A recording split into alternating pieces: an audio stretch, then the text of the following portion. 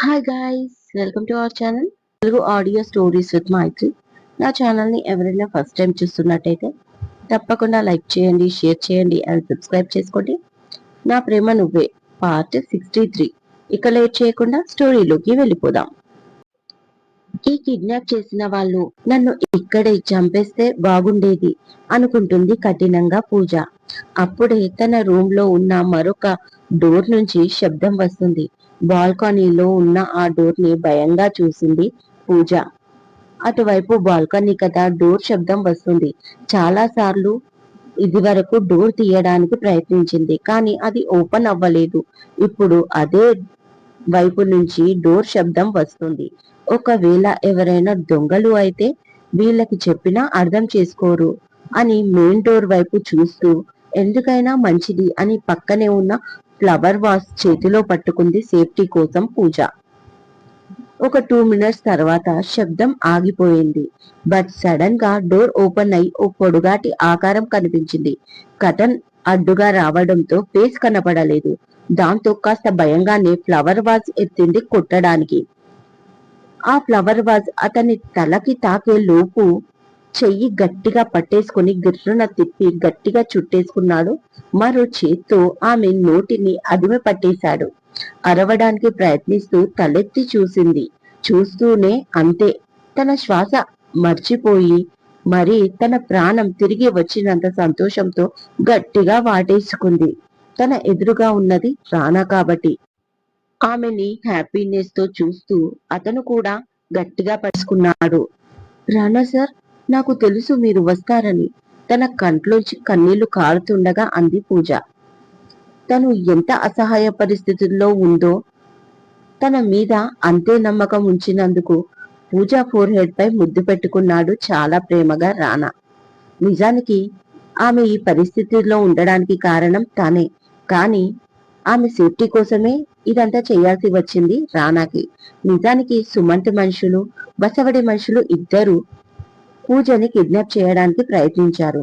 వాళ్ళని తిప్పికొట్టాడు. మరొకసారి తన జోలికి రాకుండా అన్ని చర్యలు తీసుకున్నాడు.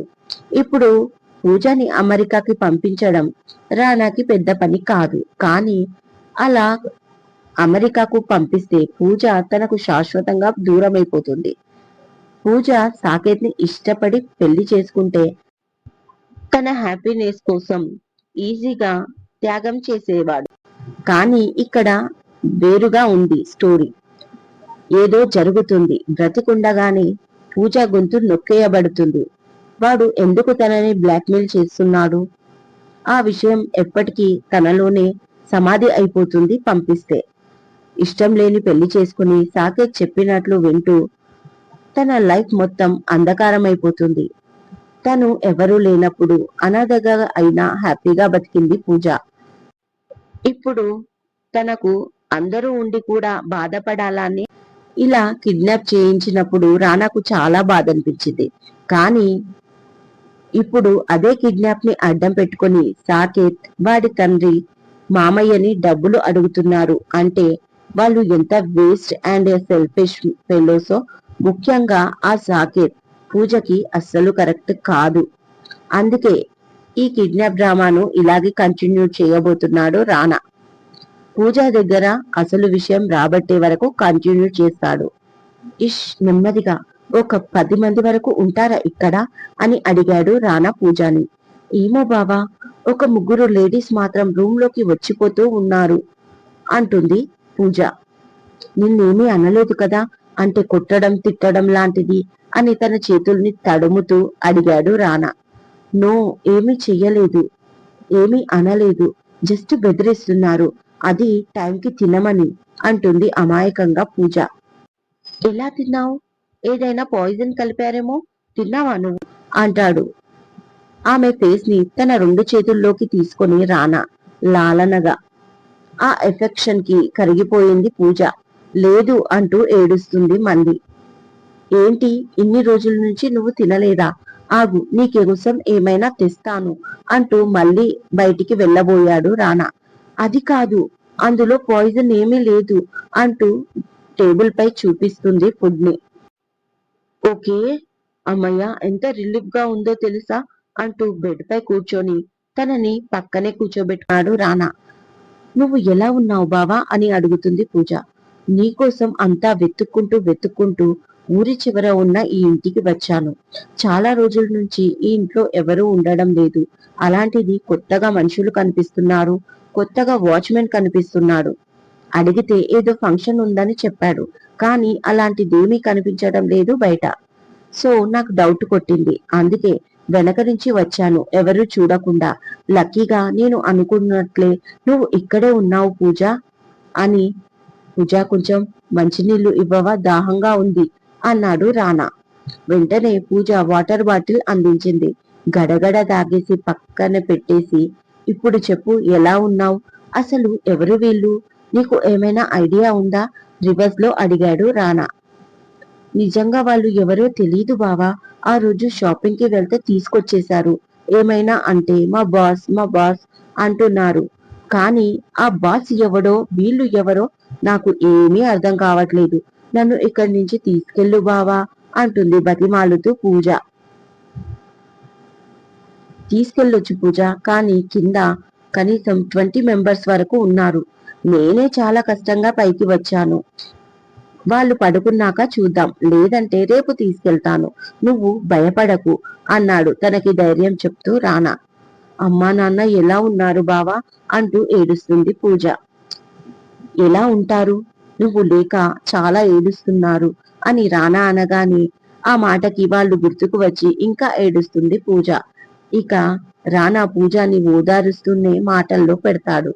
పోలీస్ కంప్లైంట్ ఇచ్చాము, వాళ్ళు వెతుకుతున్నారు. అయినా నా ప్రయత్నం నేను చేస్తూ ఇలా వచ్చాను అనగానే గట్టిగా హక్ చేసుకుని ఏడుస్తుంది. ఏమైంది పూజ, ఇప్పుడు నేను వచ్చేసాను కదా, నీకేంటి భయం అన్నాడు దగ్గరికి తీసుకుని తల నిమురుతూ. బావా, అమ్మకి ఫోన్ చెయ్యి, మాట్లాడతాను అంటుంది. ఫోన్ చెయ్యొచ్చు పూజ, కానీ మళ్ళీ అమ్మ పోలీసులకు ఫోన్ చేస్తే ఇద్దరం రిస్క్ లో పడతాం. నిన్ను ఇక్కడి నుంచి తీసుకెళ్లే వరకు వీళ్ళకి కాదు, పోలీసులకు కూడా తెలియకూడదు అంటాడు రానా. అంటే ఇవాళ నన్ను తీసుకెళ్లావా బావా అంటూ ఏడుస్తుంది పూజ. ఏ పిచ్చి, తీసుకెళ్తాన్రా, ఇవాళ కాకపోతే రేపు ఇద్దరం ఒకేసారి దొరికిపోతే నన్ను కూడా కట్టేసి పడేస్తారు. అందుకే వాళ్ళు ఇటువైపు కాపలా లేనప్పుడు నిన్ను తీసుకెళ్తాను. అప్పటి వరకు ఇక్కడే ఉండు. మళ్ళీ వాళ్లకు తెలిసిందంటే ఎక్కడికి షిఫ్ట్ చేస్తారో తెలీదు అని రానా అనగానే, అమ్మో నిజమే, సైలెంట్ గా ఇక్కడే ఉంటాను అంటుంది పూజ. భయపడ్డావా అని అడిగాడు మెల్లిగా. చాలా చాలా, కానీ మీరు వస్తారని నమ్మకం ఉంది అంటుంది అతని భుజంపై వాలి పూజ. బేసిక్ గా ఇలాంటి టైంలో సాకేతి గుర్తుకు రావాలి కదా నీకు అంటాడు రానా పూజని గమనిస్తూ. అంతే, పూజ ఫేస్ మారిపోయింది.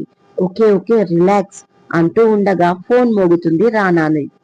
ఇష్ ఇష్ అంటుంది భయపడుతూ పూజ. ఫోన్ సైలెంట్ లో పెట్టేశాడు. మామయ్య నుంచి కాల్ అనగానే, స్పీకర్ ఆన్ చేయవా, నాన్న వాయిస్ వింటాను అంటుంది పూజ బాధగా. అంటూ లిఫ్ట్ చేస్తాడు రానా. రానా, ఎక్కడ ఉన్నావు? నేను 10 క్రౌడ్ రెడీ చేశాను. ఆ కిడ్నాపర్లు కాల్ చేసినప్పుడు ఎక్కడికి రావాలో కనుక్కో అన్నాడు ప్రకాష్. ఓకే మామయ్య, మీరు టెన్షన్ అవ్వకండి. నెక్స్ట్ వాళ్ళ కాలు రాగానే పూజని అప్పగిస్తేనే మీరు అడిగిన దానికంటే ఇంకో 2 కోట్లు ఎక్కువ ఇస్తానని చెప్పు. మీరు భయపడకండి, తనకి ఏమీ జరగదు. వాళ్ళు డబ్బు మనుషులు, డబ్బు కోసం ఏమైనా చేస్తారు. అదే డబ్బు ఇస్తే మన పూజని మనకు అప్పగిస్తారు అన్నాడు రానా. Okay Rana, thank you for the support. కానీ నీకొక విషయం చెప్పాలి. మన హాస్పిటల్లో ట్రీట్మెంట్ పేరుతో చాలా విషయాలలో అవకతవకలు జరుగుతున్నాయి. మరీ ముఖ్యంగా కొంతమంది డిప్రెషన్ లోకి వెళ్ళిన పేషెంట్స్ కి ట్రీట్మెంట్ మెడిసిన్ కంటే ఒక రకమైన డ్రగ్స్ వాడుతున్నాడు సాకేత్. అది వాడితే వాళ్ళు కాన్ఫిడెంట్ గా కనిపించడానికి, కానీ ఆ డ్రగ్స్ చాలా ప్రమాదకరమైనది. అండ్ సేమ్ టైం విజయవాడలో ఉన్న మన హాస్పిటల్లో డూప్లికేట్ మెడిసిన్స్ పర్చేస్ చేస్తున్నాడు సాకేత్. అది చాలా తక్కువ ధరకి వస్తున్నాయి అవి. మొత్తం డబ్బు అతని అకౌంట్ లోకి వెళ్తుంది. ఇంకా ఎన్ని ఉన్నాయో అన్ని నేను బయటికి తీస్తున్నాను. నువ్వు అన్నట్లు సాకేత్ మంచివాడు కాదు రానా. నా వెన్నెల వాడి మాయలో ఎలా పడిందో, ఎలా ప్రేమించిందో నాకు అర్థం కావడం లేదు అన్నాడు ప్రకాష్. నాకు అదే అర్థం కాని విషయం మామయ్య. మీ కూతురు అని తెలియకముందే నాకు పూజ ఏంటో తెలుసు. పూజ చాలా తెలివైన పిల్ల. అలాంటిది ఇన్ని రోజుల్లో అతన్ని ఎలా ప్రేమించిందో అంటూ పక్కనున్న పూజని సూటిగా చూస్తాడు రానా. పూజ రానా కళ్ళల్లోకి చూడలేక తల దించుకుంటుంది. అదే కదా ఇప్పుడు నా కూతురు ఎలాంటి పరిస్థితుల్లో ఉందో. కానీ ఇప్పుడు అనిపిస్తుంది, డబ్బు కోసమే సాకేత్ అయితే కిడ్నాప్ చేయించలేదు కదా. ఒకవేళ అదే నిజమైతే వాడు నా చేతుల్లో నరకం చూస్తాడు. నా కూతురి జోలికి వస్తే ఎలాంటి శిక్ష పడుతుందో వాడికి ప్రాక్టికల్ గా చేసి చూపిస్తాను. అసలు ఎందుకు బతికున్నామా, చస్తే బాగుండును అనిపించాలి వాడికి. అంత బాధపడాలి ఆ ముగ్గురు అంటాడు ప్రకాష్. 100% నాకు అలాగే ఉంది. సరే మామయ్య, పూజ గురించి ఎంక్వైరీ చేస్తూ బయటికి వచ్చాను. నేను తర్వాత మాట్లాడతాను మీతో, మీరు టెన్షన్ అవ్వకండి అంటూ కాల్ కట్ చేస్తాడు రానా. ఇప్పుడు చెప్పు, అసలు ఏం జరిగింది? ఎందుకు సాకేత్ ని పెళ్లి చేసుకుంటానని అన్నావు అని అడిగాడు రానా సీరియస్ గా. మౌనంగా చూసింది పూజ. చెప్పు పూజ, నీ ప్రాబ్లం ఏంటి అని అడిగాడు. ఇప్పుడు కూడా మౌనంగానే ఉంది. నువ్వు ఇలా సైలెంట్ గా ఉంటే ఏంటి అర్థం? నువ్వు నిజంగానే వాణ్ణి ప్రేమిస్తున్నావా? లేదు కదా. మరి ఎందుకు మనసు చంపుకొని వాడికి సపోర్ట్ ఎందుకు చేస్తున్నావు? నాకు సమాధానం కావాలి. జస్ట్ టెల్ మీ, అసలు ఏం జరిగింది? వాడెందుకు నిన్ను బ్లాక్మెయిల్ చేస్తున్నాడు అని రానా అనగానే ఆశ్చర్యంగా చూసింది రానా వైపు పూజ. నాకెలా తెలుసు అనుకుంటున్నావా? నీ ఫోన్ ట్రాక్ చేయించాను అన్నాడు రానా. ఇది ఇవాళటి ఎపిసోడ్. ఈ ఎపిసోడ్ మీకు నచ్చినట్టు అయితే నాకు కామెంట్ లో చెప్పండి. అలాగే లైక్ చేయండి, షేర్ చేయండి, సబ్స్క్రైబ్ చేసుకోండి నా ఛానల్ ని. మరొక మంచి ఎపిసోడ్ తో మీ ముందు ఉంటాను. మైత్రి.